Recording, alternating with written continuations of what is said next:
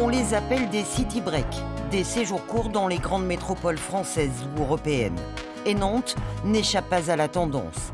Malgré un début d'été bien gris et une pandémie toujours rampante, les touristes se sont offert le voyage.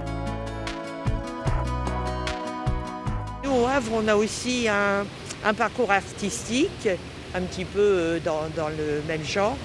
Donc voilà, ce qui nous a attirés. Et hier, on a fait aussi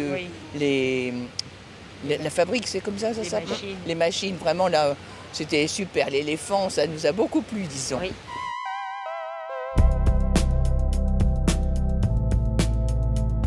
On voit beaucoup de familles qui viennent de toute la France et aussi de l'étranger qui viennent du coup passer quelques jours ici. Entre 2 et 3 jours souvent quand je leur pose la question. Et du coup, ça fait du bien de revoir un peu de touristes ici à Nantes. La clientèle étrangère, ce patron de grand hôtel l'espère, mais il ne voit rien venir. Ici, les réservations sont en recul de 30 à 40% par rapport à une année classique. On est en frémissement, hein. Les réservations, on n'est pas revenus à des niveaux comme en 2019, hein. On reste encore très fragile. On n'atteindra pas, bien sûr, les résultats qu'on avait l'habitude d'avoir, mais on est déjà très content de ce qu'on a en portefeuille.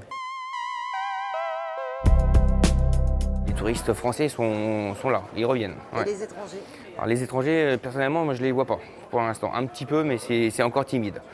Elle a ses détracteurs, mais la politique d'attractivité menée depuis des années paye cash. Nantes est devenue une capitale culturelle, un spot incontournable pour les amateurs de vacances en ville. Voilà, c'est ça, faire du tourisme, voir l'évolution urbaine, se rendre compte de ce qui se passe au niveau de la société surtout. C'est une ville ouverte où on peut facilement circuler et où du coup il y a 100% qui est misé sur l'aspect culturel et ouvert à tous, à tout public. Un été contraint par le pass sanitaire et un équilibre fragile. Au cœur de la 4e vague, les professionnels du tourisme ne se font aucune illusion.